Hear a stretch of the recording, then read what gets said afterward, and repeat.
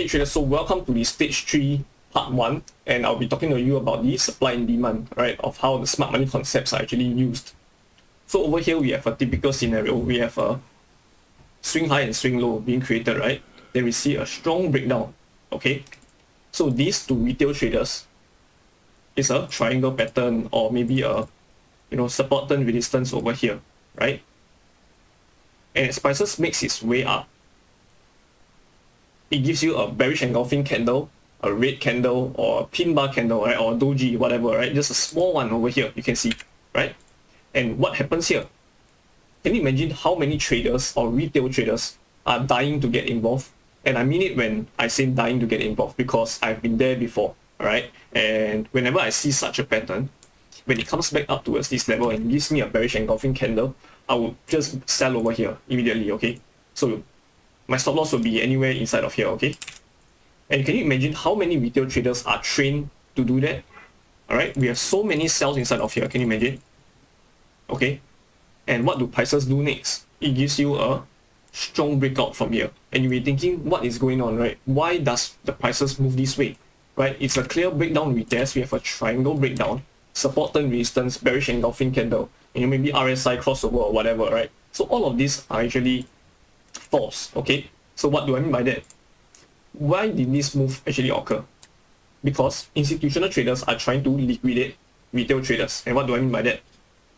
They buy heavily inside of here. Okay, so can you imagine all of these are buys, right? Huge buy positions, buying into resistance. Okay, and that is the only way to liquidate all the stop losses, because you buy into the resistance, and above resistance are all stop losses. Okay, so with this huge massive buy up, this creates an order block. Okay, so let me just redraw. With all of these huge buy positions, this creates an order block over here. Alright, and before all of this actually happens, do you see this strong sell move that break out of structure? So would you believe if I say that the institutional traders are actually selling heavily here as well? And why do they want to do that? Because they understand that traders are trying to buy here. Okay, so can you imagine? Prices moves down towards this support zone that has been tested multiple times, and then it gives you a bullish engulfing candle over here. So as a retail trader, again, you are trained to buy at support, right? So you buy here, okay? Stop loss below this level, okay? And you can imagine how many buys are over here, okay? You have so many buys inside of here, and this sell move, we have institutional traders selling heavily, right? To do what? To liquidate all of these levels. So this creates lots of manipulation, right? It traps traders who are trying to buy, it traps traders who are trying to sell. And can you imagine how many traders over here, or those who have trade breakout, right? They actually place sell stops beneath here, right? And where stop loss above here as well. So with all of these orders lying beneath and above, right? It pushes prices down. They buy heavily inside of here to push prices up. So all of these are the manipulation, okay? Just to create and collect orders. And let me just remove all of this. So now again, over here, we have a breakdown. Then we have a strong shift. This creates the order block. So over here, can you imagine the institutional traders are selling heavily, right? So let's say they have like 100,000 lots over here. Okay. And over here, they have 300,000 lots, okay, of buys. So as prices breaks down, they are in positive positions, right? They are in profits. So they actually liquidate some of them, okay? So they are already earning money, right? Let's say liquidate half of their positions. And inside of here, they buy heavily, right? And this causes a breakout. So what happens now? These sell positions over here is losing money, right? This area over here is actually in negative positions because you are selling here and prices are now at this level. So you are losing money, but you are gaining heavily over here. And they actually get out of some of their positions inside of here, anywhere above, okay? We do not know exactly where. Maybe some sort of supply over here, okay? And why want to do that? Because they want to push prices back down into these areas to get rid of their negative positions. Because you imagine you are selling here, you want to make sure that it gets into break even, okay? And to do that, you are selling here again. So let's say you are selling like 50,000 lots, okay? So all of this manipulation and price delivery is created by institutions and the big players, okay? They are delivering prices to you. So they are selling here, buying here, selling here, buying here, you know, to get retail traders involved in the sells and buys, all right? To push prices back into this area of order block, right? Or demand, to liquidate positions here.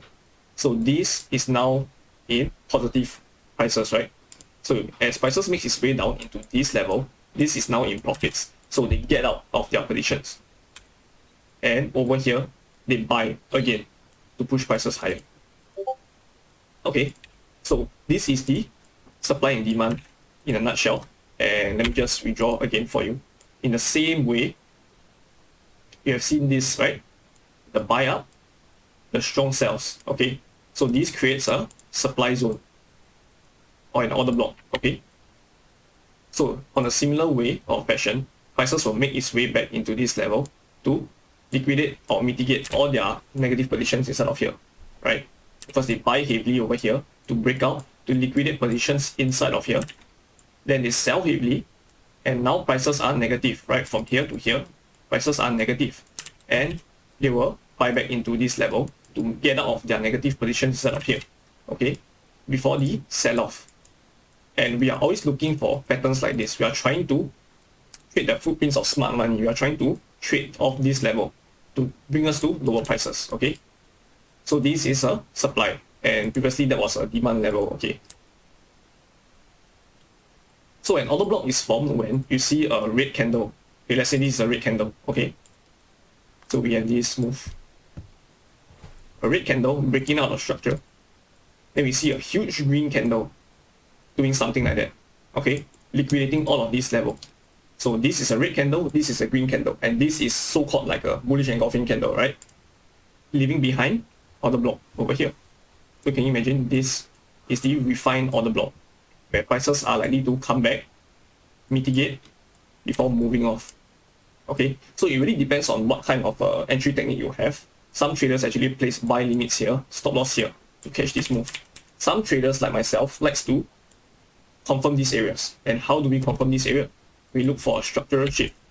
So you understand that as prices makes its way down over here, we do not always expect prices to just shift to the sky, right? We always expect prices to linger or around here, maybe move up, comes back down, move up, come back down before moving off. And why does this happen? Okay, so can you imagine emotional traders who buy here, they get out over here, right? Because as prices comes back down, they're in negative losses and they realize that, okay, maybe this analysis is wrong. They want to get out. And when they get out, prices starts to rally, okay? And they'll be thinking like, why does this always happen, okay? And over here, we are not looking to get the first piece of the pie. We don't want to always trade off the very first time it touches our demand. We want to confirm this area. And how do we do that? We want to wait for a structural shift. So can you imagine, again, prices comes back down over here, gives you a shift, does all of this, right, before moving off, okay? And this is because as prices comes back down, it did not generate enough orders to push prices higher, because imagine we have lots of negative positions here, right? Remember they sell to buy, okay? We have a sell to buy, right? And if not enough orders are being collected, we can't push prices higher because there isn't enough orders to push towards the next level of supply, okay? So then again, we have this move, sell, buy, okay? And now prices are in this whatever schematic you are given, okay? And over here, I want to look for buys, right? I want to look for buys inside of here. And prices are likely to move up and down to get more retail traders, more orders involved, because every swing high and low has orders, okay? Of all time frames. So can you imagine all time frames we have orders? Because then again, look at this. Let's say we have something like this, right?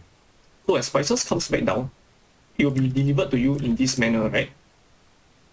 And can you imagine if you look deeper into this sell move, it's actually like this, right? On the 1 minute time frame, okay? So let's say this is the 4 hour, and on the 1 minute, this down move is actually like this. So can you imagine how many orders are inside of here, right?